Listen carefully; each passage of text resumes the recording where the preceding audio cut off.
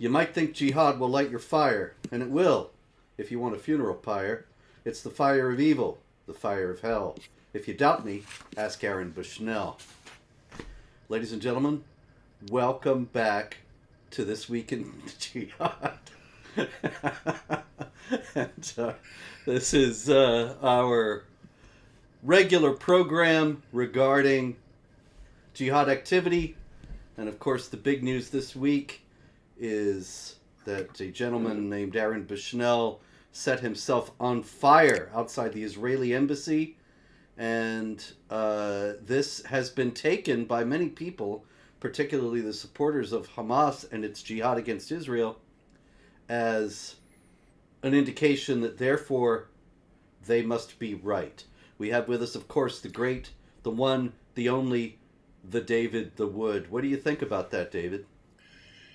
Well, Robert, I have to say I'm a diagnosed psychopath, and your little intro poem was cold even for me. I just haven't been diagnosed, but that doesn't mean it's not there. Yeah, it is. It is interesting that people. I mean, I've noticed it from the Dawa guys a long time ago. Like they'll cling to absolutely anything when they're dealing with the avalanche of apostasy. They will latch on to anything, and that's why they were like latching on to Andrew Tate, and we're like, seriously, the pornographer and sex trafficker and rapist? That's the new hero that you've chosen? And then it was Sneeko, and this guy has got like maybe an 80 IQ, and apparently loves getting the crap beat out of him. He keeps like fighting actual fighters and just getting his face beat in. And it's like, and he becomes the new hero. And it's like, why are you guys clinging to absolutely anyone? And then some guy sets himself on fire, and he's their new poster boy for all things Dawa. And it's just, I don't know, it's this weird set of, it's like someone, it reminds me of someone who's like drowning and they feel something coming by and they just latch onto it because, I don't know, instinct. But yeah, that's what it's like. And mental illness is a real thing. David, if you kill yourself for a cause, does that mean your cause is right and just? No. And what's interesting is they would never in a million years, if someone said, I'm protesting jihad and the killing of apostates and the beating of women, I'm going to set myself on fire, they would take that as absolutely no evidence of anything whatsoever. But if it's something that supports some cause they're defending, doesn't matter. And so anyway, and we could put this to the test. We could have someone. I posted on Twitter. I was like, "Hey, since I'm starting to figure out how you guys communicate, if I chainsaw my testicles off while screaming, 'Bring them home,' will you guys suddenly be in favor of taking home the hostages?" No, they would not. They do not care. These guys got problems, man. They got some serious problems. When a guy who sets himself on fire is second only to Muhammad in your religion now. And not only that, but Aaron Bushnell, unfortunately, he set himself on fire and killed himself for what is a falsehood, in that he said he could no longer be complicit in genocide as a member of the U.S. military, but Israel is not involved in a genocide. You were just in Israel, David, and so what do you have to say to his claim that Israel is committing genocide? Yeah, it's just, once again, if Israel is committing genocide, is the absolute worst genocide in history. I mean, they're going after Hamas jihadis who are hiding among civilians, and even with the Hamas jihadis hiding among civilians, the civilian to jihadi death ratio is about 2-to-1, or even a little under 2-to-1, and that is. I saw a video by a military historian said that is shockingly accurate. I mean, that is like shockingly careful fighting right there. 2-to-1 is about the ratio of civilian to soldier casualties in World War II. And that's where you had armies marching out against each other on battlefields. Nevertheless, because of things like bombing cities and so on, you ended up with lots of civilian casualties. And that's just a normal part of war. And if you had, I mean, it's kind of a nightmare situation for a soldier when you're fighting people, you're fighting jihadis who are deliberately trying to maximize civilian casualties. That's a nightmare situation. You're trying to kill the jihadis, they're trying to maximize the civilian casualties so they can get more support on Twitter and so on. So yeah, worse. If you just look, you can look at the statistics on the global number of Jews. It plummets World War II. Why? Because it was an actual genocide. If you look at the Armenians during the Armenian genocide, the number of Armenians plummets. Why? Because it's an actual genocide. If you look at the entire time this genocide of the Palestinians has been going on, their numbers have been skyrocketing. So if you want to call it a genocide, then again, it's just the absolute worst genocide ever.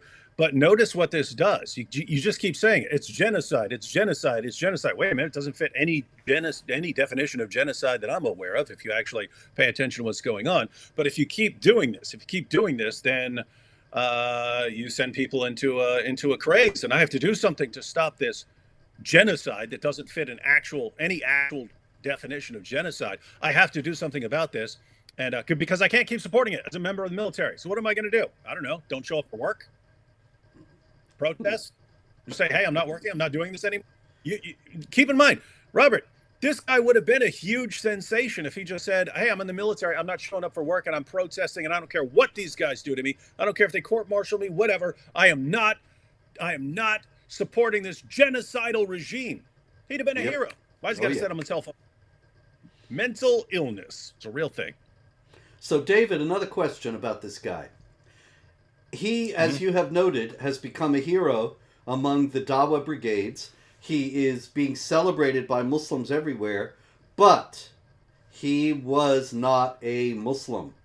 So what is Allah going to do when he ends up in the Muslim judgment hall and Allah is deciding whether he's going to get paradise and 72 virgins or go to spend his eternity in hell? We already know the answer, do we not? Yeah, this guy's under multiple sentences to hell in Islam. So one, he's an unbeliever. But two, Muhammad said that anyone who commits suicide by some means will be punished with that eternally in hell. So if you were to slash your wrists, then in hell you would be eternally slashing your wrists would be slashed for all eternity in hell.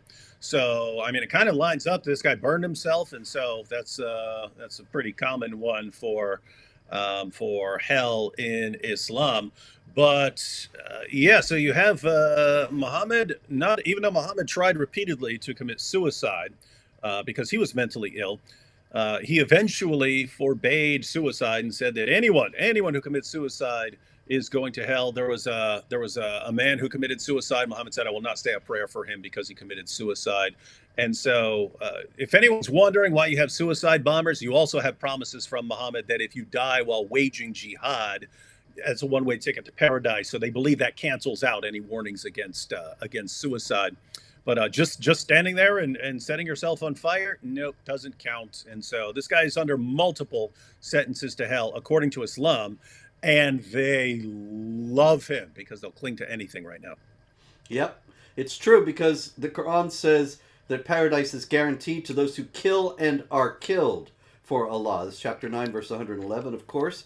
And so Aaron Bushnell did not kill anyone for Allah. He only was killed. And so it doesn't count as one of the suicides that gets you into paradise. And so there's one other question we got to ask about this guy. He was wearing his military uniform when he did this. What would have happened if he had decided instead to go to Gaza and start walking around in his American military uniform? Would he have been received as a hero in that case? No, they'd have killed him. They'd have killed him, or at the very least, if he was lucky, taken him hostage and kept him locked up for a while. There you go.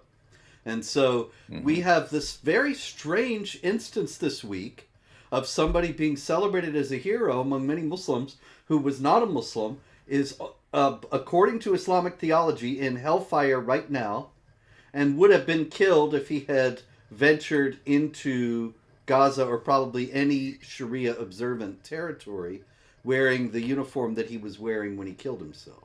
Very strange situation. Yeah, and the real problem here is you don't want to make something like this a cool thing to do.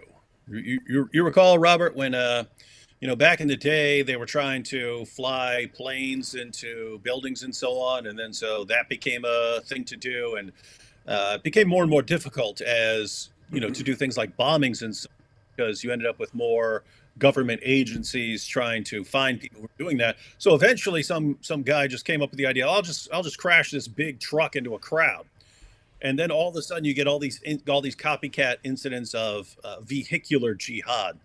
And what was the movie? I think it was a movie, Heathers. I think it was in the 1990s when I was still a teenager. But it was about, they killed like the coolest girl in school, but they staged it like a suicide. Everyone wants to commit suicide because it's what the coolest girl in school did, and it becomes a cool thing to do.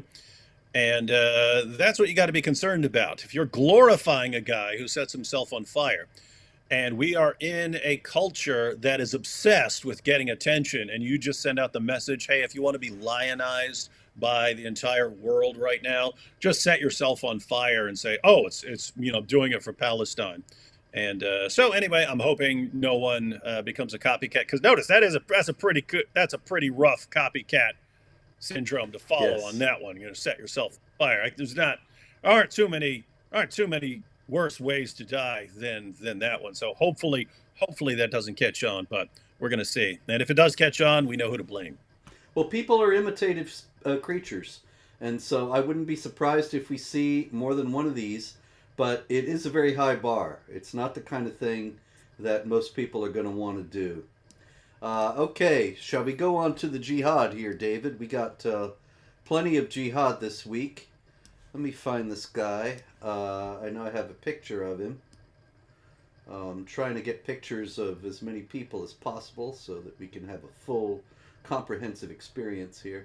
This is Harafa Hussein Abdi, and he lives in Minneapolis.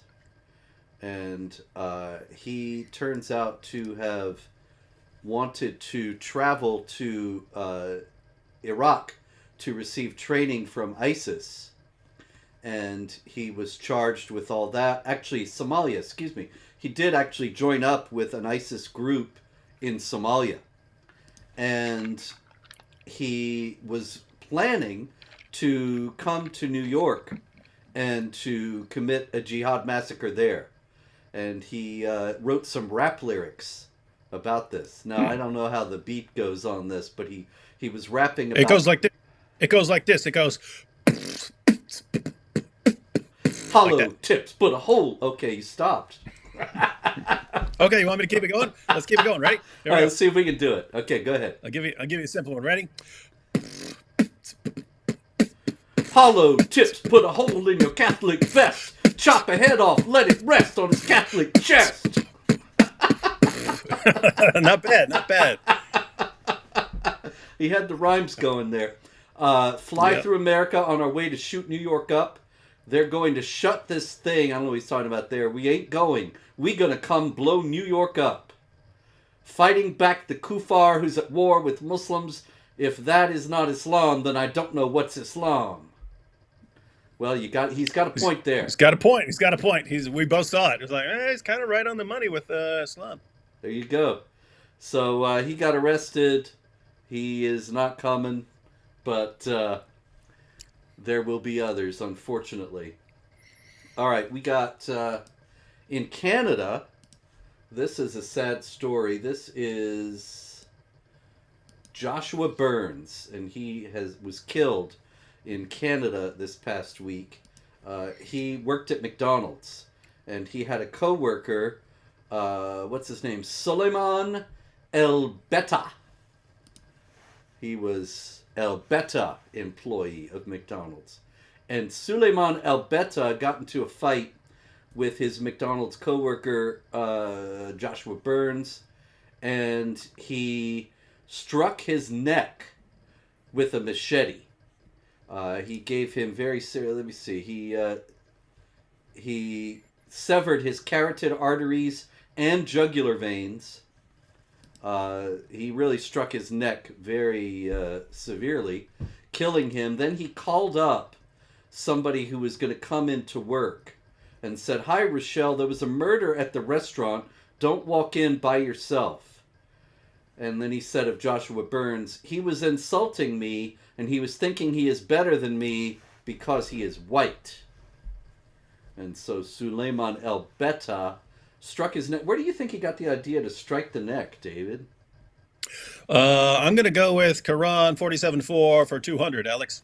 I think you've got the 200 there, David, and you're going to move on to Double Jeopardy, because that is indeed where this comes from. And so you got to think, when you see, okay, you got a Muslim migrant from Morocco, and he strikes the neck of the guy he's having a fight with.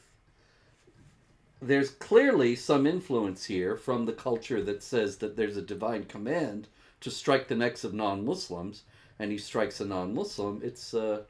And yet what's certain about this, absolutely 100% assured, is that Canadian authorities will not go there. They will not follow up on that possibility, not try to figure out if he was a jihadi.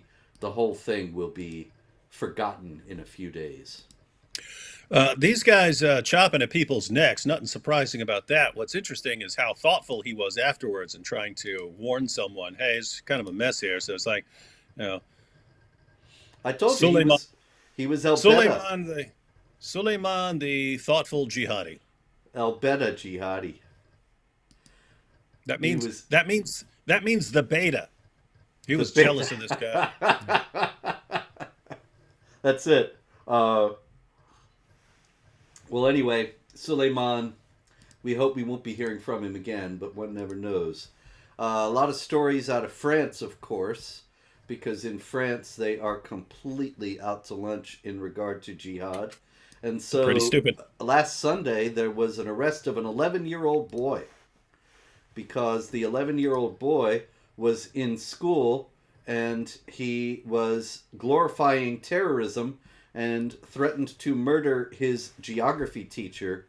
I don't know why. Maybe the geography teacher said something that called the place Israel instead of Palestine or something like that. But anyway, 11 years old, because they teach them from the beginning.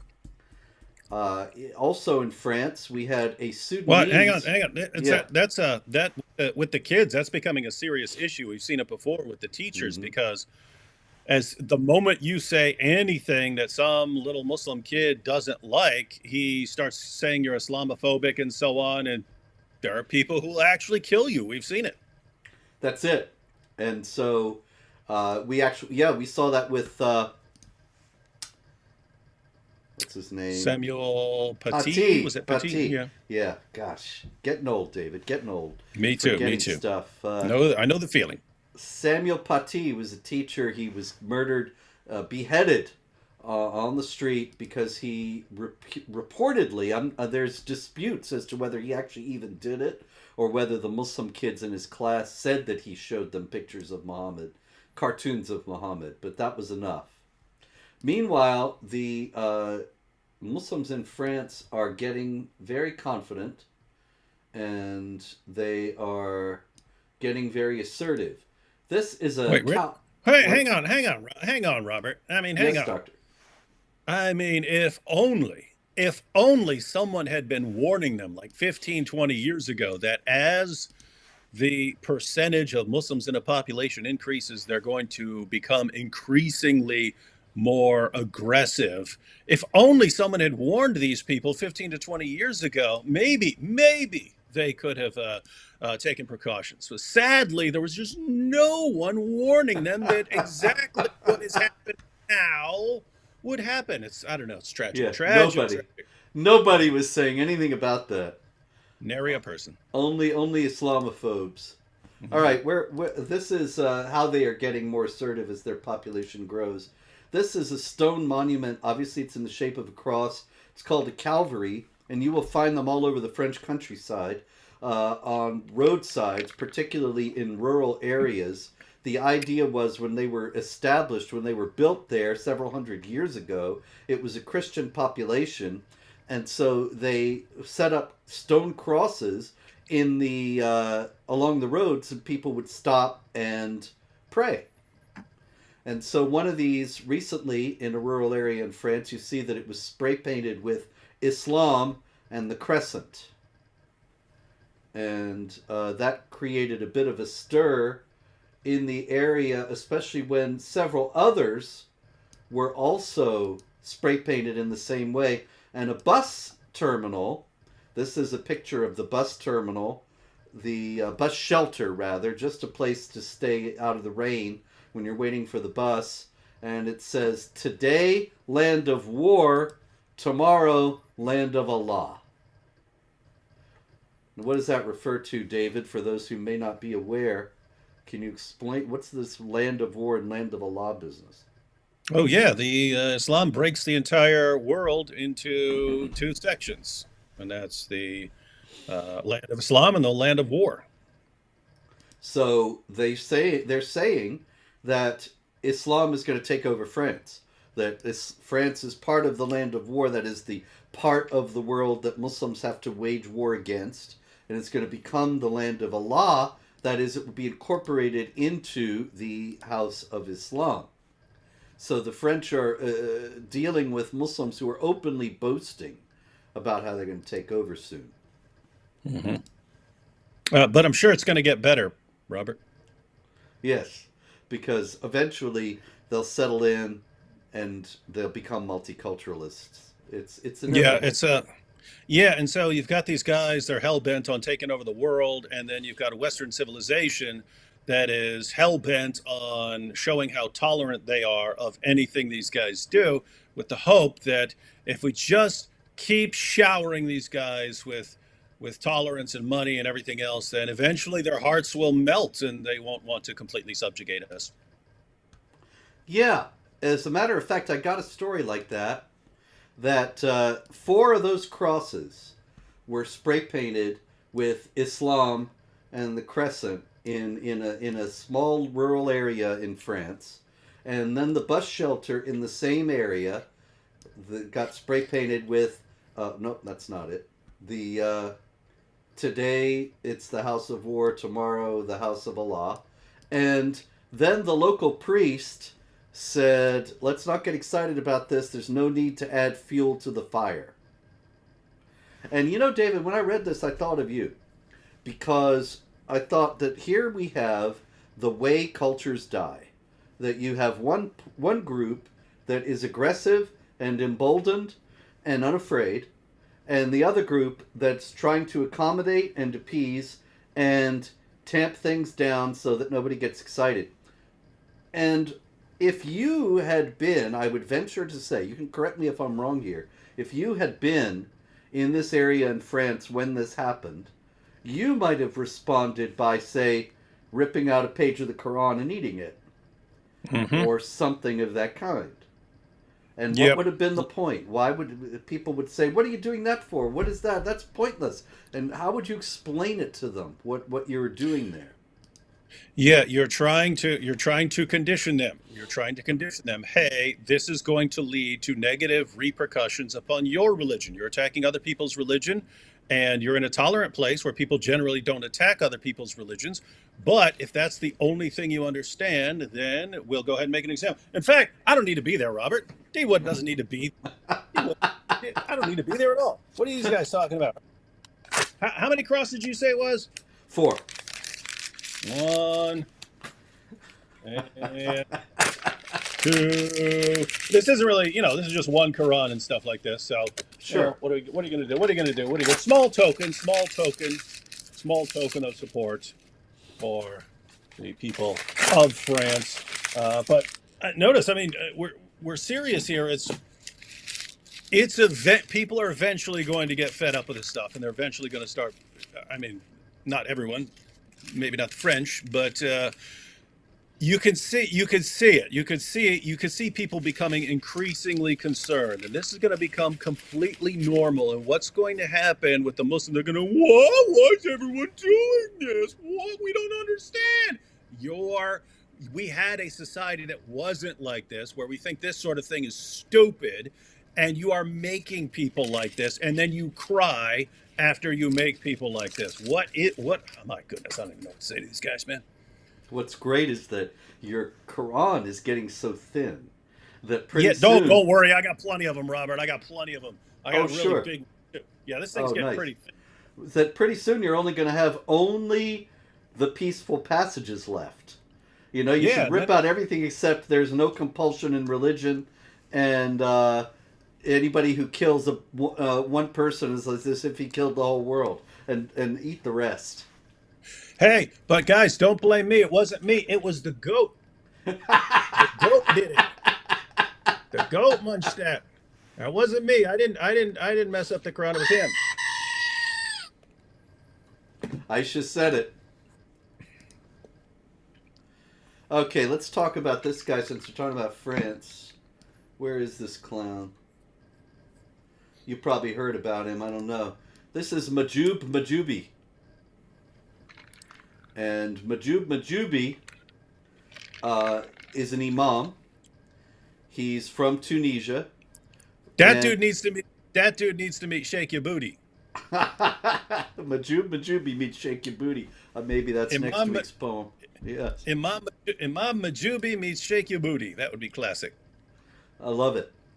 Anyway, Mahjoubi is 52, and he's been living in France for 40 years, he says. So he moved to France when he was 12, and he was suddenly expelled from France because he was preaching that the tricolor, the French flag, was from Satan and had nothing to do with Allah.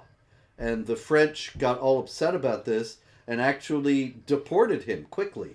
And he is enraged. He is in Tunisia and he's saying he has a right to be in France. He hates France, of course. He thinks that the French flag is satanic, but he wants to go back. And of course, he wants to go back because he's got more dawah to do. And so Mahjoubi is working on it now to get back into France. But the thing that I thought was strange about it was the French keep on pretending that guys like Mahjoubi are unusual. That the vast majority of the imams in France are perfectly wonderful secularist, moderate Muslims who have no problem with the French state. And they're going to be so embarrassed when they discover that the vast majority of imams have exactly the same view of France as does Mahjoubi. Yeah, I remember this huge conference of Muslims one year. You might remember the clip. It's probably like 10 years old, and he was talking about how um, Western nations keep pretending like this certain things aren't mainstream Islamic belief. And he says, how many people have a problem with killing apostates in here? Not one hand went up in the whole entire. Yep. I remember that. And the thing is that authorities in every Western country. Oh, you're stuck. Are you? Can you hear me? Are you there? I hear you. Oh, good. There you are. You're back. Okay. If you were in the middle of your point, go ahead. But I thought you were done because you got frozen. I don't remember what else. All right. So Mahjoubi is, as we were saying, he's pretty much representative of mainstream Islam. But authorities in the West constantly assume or pretend that these people have nothing to do with the actual Islam that is benign, nothing to worry about. And so they crack down from time to time for cosmetic or political reasons on people like Mahjoubi until the media goes to somewhere else and they either don't want to admit or they don't realize that all the imams are like this. You're not going to find guys that aren't like this. Mm-hmm. So they're picking on this Yep. poor guy, Mahjoub, and really there's so many others that aren't any better who are still there. Yeah, and just I don't know, like they're trying to make it look like they're doing something Yep. to convince the population, oh, we're cracking down, guys. Getting rid of one of these guys is not going to fix your problem here. Yeah, the French government right now, they're worried about Marine Le Pen, who has been against mass migration into France for years, and they're afraid that they're going to lose the next presidential election. So now they're just trying to take her issue away from her by supposedly cracking down on these imams, but or at least this one. It's just all for show. Yeah, I did that at the beginning of the year. I said, "Hey, cool! It's an election year when politicians pretend that they're suddenly dealing with all the things that they've been completely ignoring for the past several years, so they can make it look like they're on the ball for the election." Yeah, actually, we have that in the United States as well because for years, Mm-hmm. for 3 years now, the Biden administration has been insisting that white supremacists were the biggest terror threat that the nation faced. And only recently, Christopher Wray, the head of the FBI, has said, "Oh, they're still jihadis. We got to worry about the jihadis. They could strike any minute. They could strike anywhere." And he's been ignoring them for 3 years. But now it's an election year. Mm-hmm. Well, don't worry. As soon as the election is over, people can go back to ignoring everything. Indeed. Oh, I'm sure of it. And one of the things they'll ignore, we got it right here. This is out of Germany, where they're doing the same thing. This is a church. You can see that it's church, kind of looks like a church. And you can see on the wall somebody painted Allahu Akbar in Arabic. And that doesn't seem very multicultural to me, David. I don't know. What am I missing? Yeah, I'm starting to think. I'm starting to think they're not really interested in all cultures coexisting. Yeah, and yet now the West has done this to themselves and brought millions of Muslim migrants into Western countries, and they have been pretending all this time that there wasn't going to be a problem, that they would fit right in with the secular framework of the countries, despite so much evidence to the contrary, and there's going to be plenty more coming up soon. All right. Yeah, I don't know. I don't know about you, Robert, but I'm thinking about wondering what's going to happen for Ramadan this year. Yeah, well, that's an interesting thing because Joe Biden and the United States government is trying to get Israel to agree to pause the war in Gaza during Ramadan. In the first place, I think that's incredible because the October 7th attack was on a Jewish holiday. And there's Yeah, the don't they Yom always Kippur attack? War. Don't they always Yeah, attack on? Yeah, they yeah. always attack on Jewish holidays. But we all have to And respect, of course. Yeah. yeah, we were talking to people over there, and this is one of the reasons they were massive. They still haven't caught on. They thought they'd move past. Uh, who like we're in one place where there's the actual shelter for attacks and so on. And the woman who was there was like, I didn't even show up. It was a holiday. Why am I going to go in? Nothing's going to happen. And she Wow. says, by the time she finds out that there's an attack and she goes in, everyone who tried running there was all dead. And she's like, I'd have been killed too if I'd just shown up. Wow. And meanwhile, Israeli wild stuff. officials are warning that Hamas is going to try for an attack on the proportions of October 7th during Ramadan this year. And so what we could end up with could be Hamas attacking during Ramadan while the West is restraining Israel from responding. Could very well happen.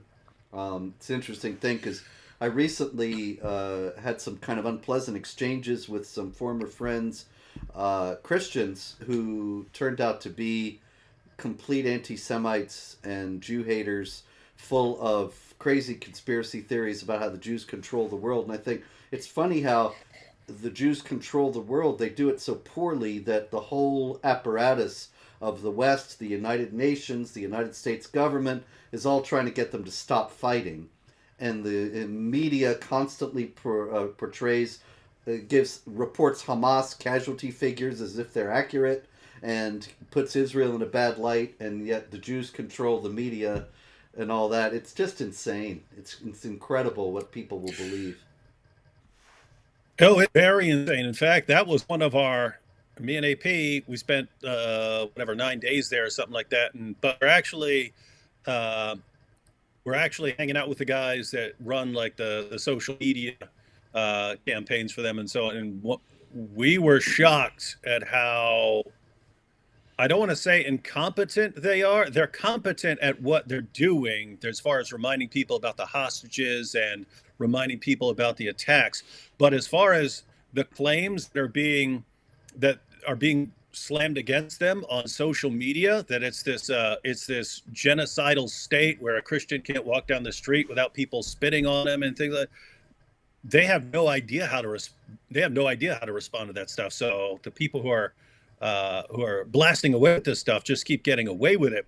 But yeah, AP was saying this, like, I thought we're like these masterminds over here, and we're hanging out with them, and they kind of know what they're doing, responding to social media and so on. So yeah, they got some issues there. You know, I want to make a short video, just like a Twitter video on this, on the idea of a ceasefire, because we are in this age of everything social media, and what's this doing to our brains. You can't think like 5 minutes into the future. All you think is like right now, exactly what you want right now. And people don't understand how war works anymore. Back in the day, the Japanese bomb your ships, you go, and your goal is to make them surrender so you can implement policies so that they can never do that again. Guess what? Worked. What are they doing? How much did they attack after that? What did the Germans attack after World War II? You fought till they surrendered and you won, and then you implement policies that keep them from attacking you again. Suddenly, in more recent years, it's you have to be extremely gentle, and what that leads to is wars that never eventually you have to leave, and then everything you accomplish absolutely nothing, like Afghanistan, right? If you wanted to actually conquer the Taliban, you would have to be pretty brutal and pretty relentless. We're not willing to do that anymore, and the result is a decades-long war that you eventually lose because you're not willing to do what it actually takes, because you would be insulted on social media for being brutal enough to take out the Taliban. But that's exactly what Israel's being told right now. Hey, you guys got to just do a ceasefire. And people aren't thinking like, hey, it's true. If Israel did a ceasefire right now, then yes, in this moment, lives would be saved. Would lives be saved in the long run because of that? No, because think about the message you would be sending to terrorists. Hey, terrorists, you want to come kill a bunch of Israelis? If you want to come and kill a bunch of Israelis, then run and hide, well, we'll give up after a while. And you can live to terrorize another day. And you can inspire future generations of jihadis that, hey, all you got to do is kill a bunch of people, then run and hide for a little while, and Israel will give up. If that's the takeaway, that is not a deterrent to terror. That's an encouragement. You could get away with it. You could do it, and they're not going to hunt you down. Compare that message, which is what the world is demanding. Hey, just do a ceasefire before you catch the terrorists, and they'll live to do it again.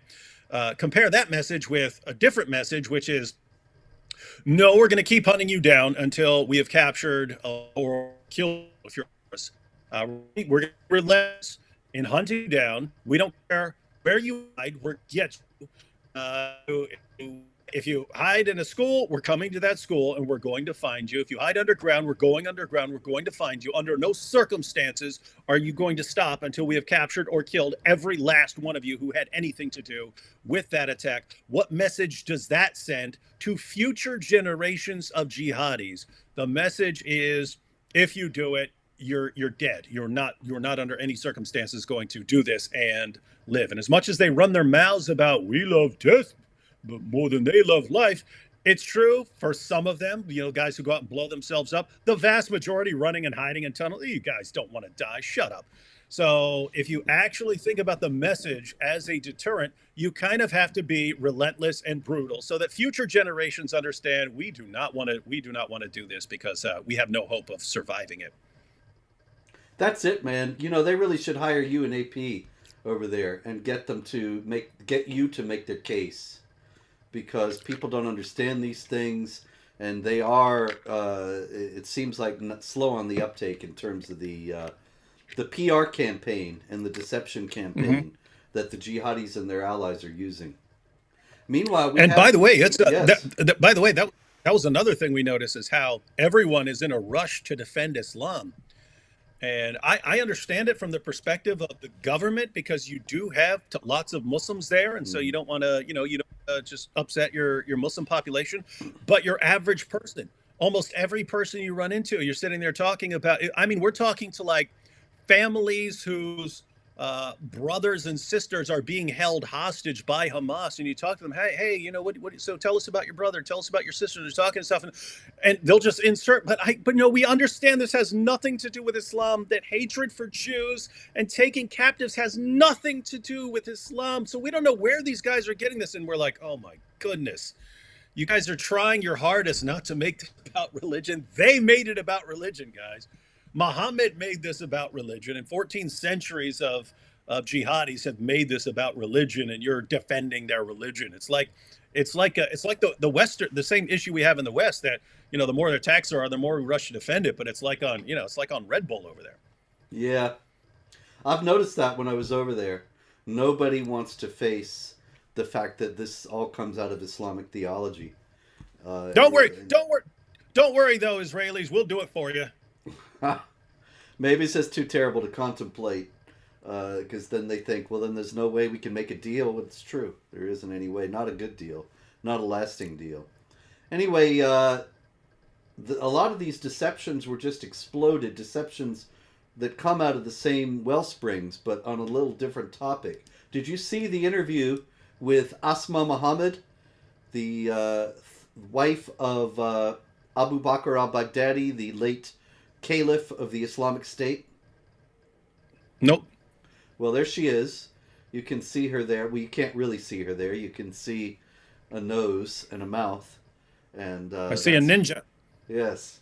And Asma Muhammad gave this interview, the whole thing like that, and she explained that he had 10 Yazidi slave girls, the caliph of the Islamic State, and his third wife was a child younger than the daughter of Asma Muhammad, this woman here.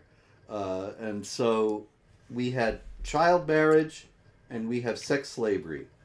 Where did Abu Bakr get the idea that these things were justified, David? I'm gonna go with Muhammad for 1,000. That is correct. Man, you were racking up the dough tonight.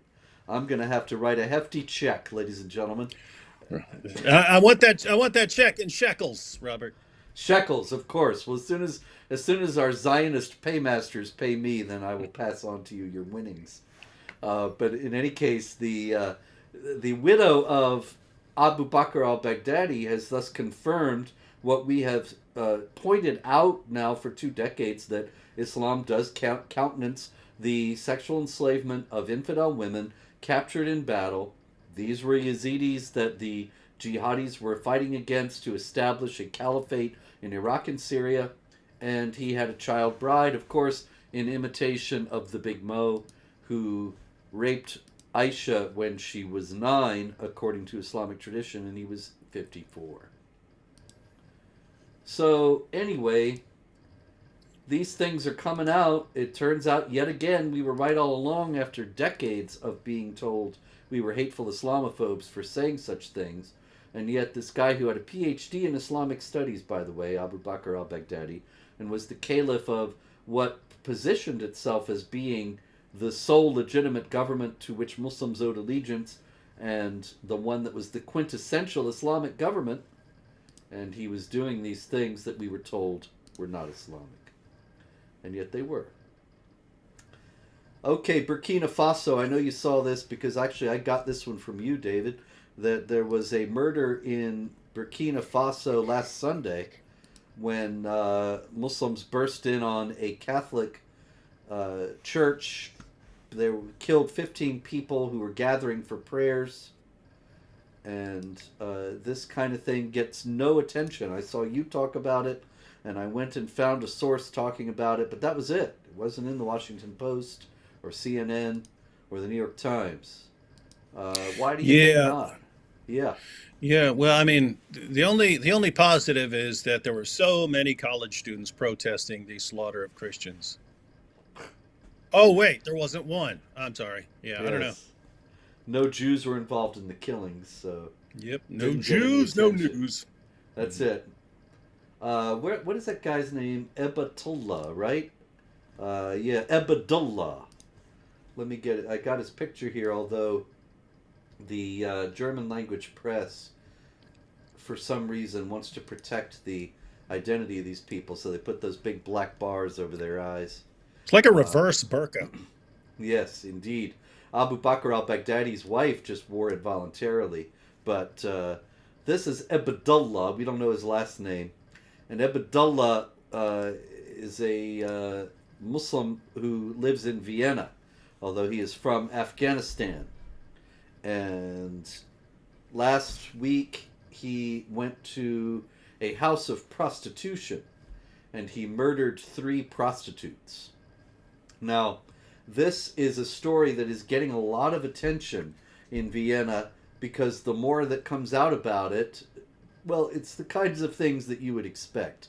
It turns out, in the first place, people were saying, oh, he was turned away. They rejected him for some reason, and so he was angry and went back and killed them. And, could be some nut like that.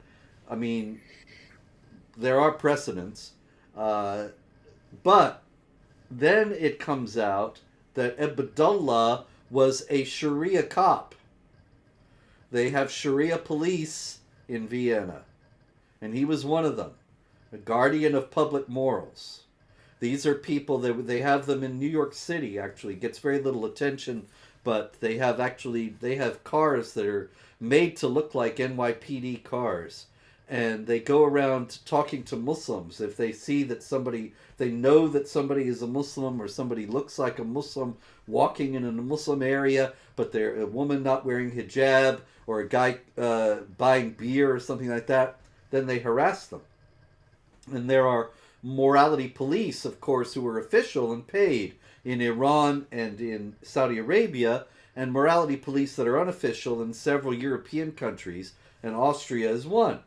And so it came out first that this guy's one of the Sharia policemen, and so people are wondering now, did he kill the prostitutes because, of course, they're prostitutes, and even though there's really no sanction against that kind of behavior in Islam, Anwar al-Awlaki was known to frequent prostitutes. All he did was make them marry him, in a temporary marriage. Nonetheless, this guy did this. And then it turned out that he went to a mosque first. And then went over to the house of prostitution and killed these 3 women. What do you think was the deal there, David, with him going to the mosque? Yeah, without more details, you don't know. He could have been going over there to set up a little contract, say, hey, what do I have to do to get these girls to marry me? What do I have to get them to say, or something like that? Or it could Mm-hmm. have just been, Allah bless me as I go murder these girls in your name or something. I don't know. It could have been, yeah, it could have been either one, but I think that about covers it. That you have the possibility of a temporary marriage that he was hoping to conclude, which is essentially prostitution in an Islamic context. Shiite for the most part, but Sunnis have been known to partake of this kind of thing in Egypt and Saudi Arabia and elsewhere. Or he was thinking that he is going to enact the wrath of Allah, as the Quran directs Muslims, chapter 9, verse 14, fight them and Allah will punish them by your hands. And so it's just the opposite of the gospel passage that's also in the Old Testament. Vengeance is mine, says the Lord, I will repay. In Islam, it's the Muslims who are carrying out the vengeance of Allah. And so if these people are doing something that is wrong, then he kills them, and that is service to Allah. Yeah, and that's 8:17. It wasn't you who killed them, it was Allah. There you go. Allah kills them through you. Exactly. All right, this kind of thing is going to get more and more popular in the West. This is Muhammad Abdu. And Muhammad Abdu is somebody who is an open supporter of Hamas, Hezbollah, and Palestinian Islamic Jihad. And he is also now, he's just been hired, so congratulations to Mohammed Abdu. He is now a professor at Columbia University. Hmm. And so it's funny because, what do you think, David, if you were to apply to teach at Columbia University and say you wanted to be a professor of Islamic studies, you're abundantly qualified. Do you think you'd get hired? Oh no, it wouldn't matter. No, wouldn't matter. It wouldn't matter. I could have 10 PhDs in Islamic studies. They'd say, "Oh, you criticize it, and therefore you're an Islamophobe. You can't touch it." But yeah, if you're, hey, I love Hamas. Hamas is great. Hamas is good. Hamas is the greatest thing since goats. No, yeah, you're good. You're good. That's it. And so Mohammed Abdu is going to be teaching in Columbia. Makes me sorry I'm not still living in New York, because I would try to drop by, see if I could do a, what do you call that, survey his class. He'd probably throw me out though. Anyway, oh, hey, I wanted to talk about this. This guy is already taking a victory lap. Let me get him here. Haytham al-Haddad. Haytham is a great name for these jihadis, don't you think? Yep. But, oh, here we go. Here he is. And he was recently speaking in London. You saw this? Yeah, I saw that clip.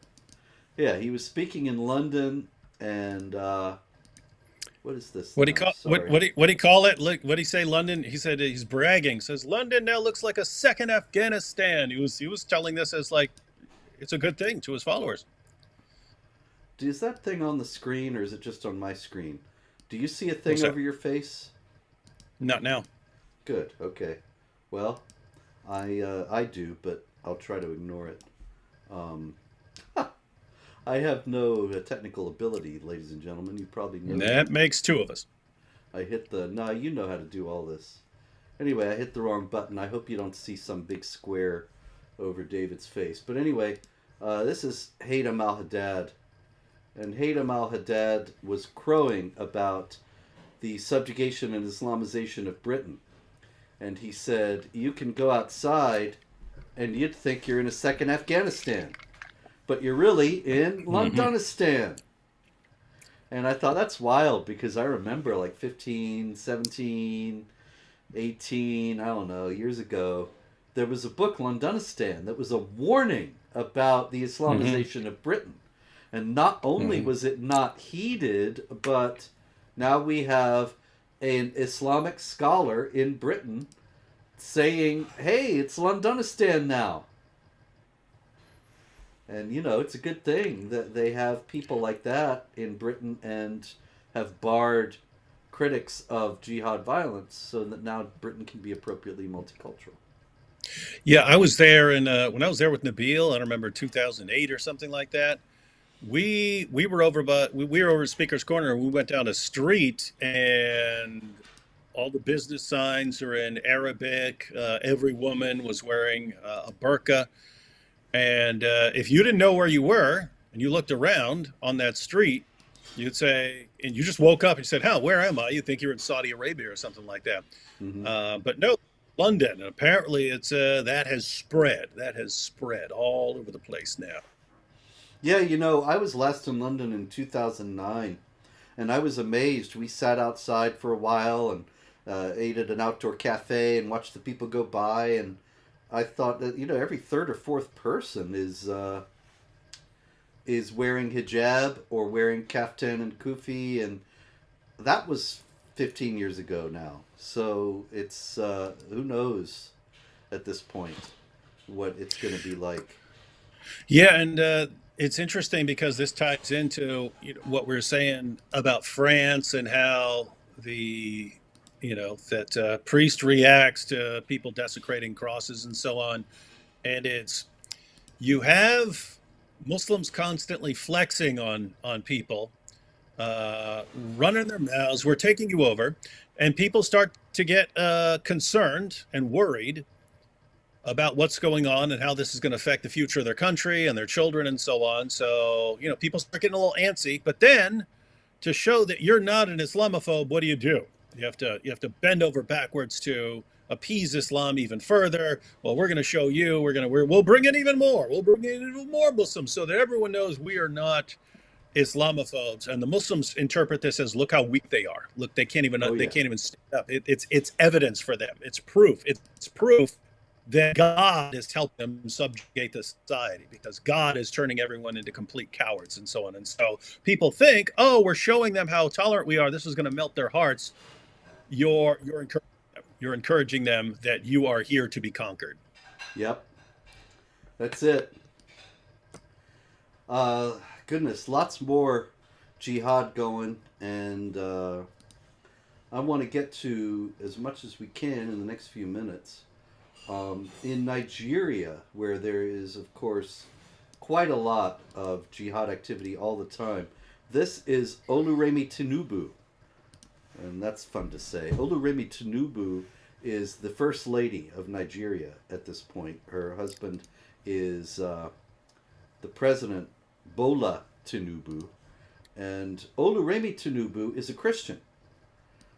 Bola is a Muslim, and of course there's nothing illegal about that in terms of Islamic law, and so there's no problem there.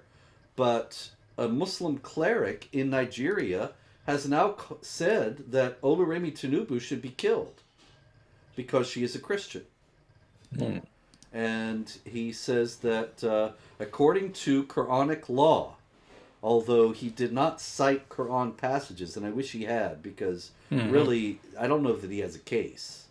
No, I don't think so. There's no reason for him to say this. So here we are. Ladies and gentlemen, I just want to point out that David Wood and I are in agreement right here that Islam does not call for wholesale killing of Christians. And so a Muslim cleric in Nigeria, we are saying actually is un-Islamic. And I want to point this out because this is not rehearsed, and I did not know how David was going to react when I brought this up, but it's important to note that we are often charged, at least I am, and I think you are, David, as well, with exaggerating what we say about Islam and claiming that it's worse than it is. And yet, we are actually both scrupulously accurate and say what we have no interest in saying anything except what Islam actually teaches. Yeah, and I'm sure we make mistakes at times. The mistakes are not intentional. Sometimes I'm joking. Sometimes I'm joking, and I'll exaggerate or something like that. But if you ask me, what's my serious position? I'm not trying to misrepresent Islam. And when I think someone else is misrepresenting, I'm happy to point it out. We lost a little bit of that, I think, with the sound. But in any case, yes. Now, Oluremi Tinubu, of course, has choices. She is, as a Christian, I'm sure this cleric would agree, is to submit to the hegemony of the Muslims, as the Christians in Nigeria are to do in general. And otherwise, she could convert to Islam and have full equality of rights. But the only ones who are to be killed are those who actually actively resist the Islamization of the country. In any case, sorry, distracted by a spammer. The jihad in Nigeria continues to be waged, and there is a lot of wholesale killing of Christians because they are considered to be infidels at war with Islam at this point. And so in that case, Islamic law allows for their large-scale killing, and then the rest are supposed to accept subjugation. This is Bishop Wilfred Anagbe of the Diocese of Makurdi in Nigeria. And he has decried this past week the organized, systematic, and brutal cleansing of Christians. So he did not go so far as to say that it was genocide, although others have said that about what's going on in Nigeria. but he is speaking about the brutal ethnic cleansing of Christians in Nigeria. And this is, of course, exactly what is happening. Another commentator has said that the single worst place in the world to be a Christian is in West Africa, particularly parts of Nigeria today. Why does this not get any attention, David?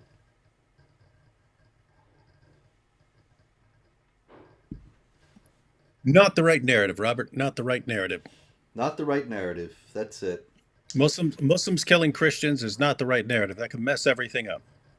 Because people might start thinking, well, if Muslims are killing a bunch of Christians, and maybe there's something about Islam that's pretty dangerous towards Christians, and maybe it's not a good idea to do what we've been doing for a while. That's it. It's a narrative that the establishment media sets up and enforces, that Christians are always oppressors, Muslims are always victims. And if the story doesn't fit that, it does not exist. And on that happy note, ladies and gentlemen, we have come to the end of this thrilling episode of This Week in Jihad. David, thank you for your wise and important observations. And God willing, we will be back here next week with more jihad. Unfortunately, there is likely to be more jihad. But in the meantime, as always, pray, hope, and don't worry.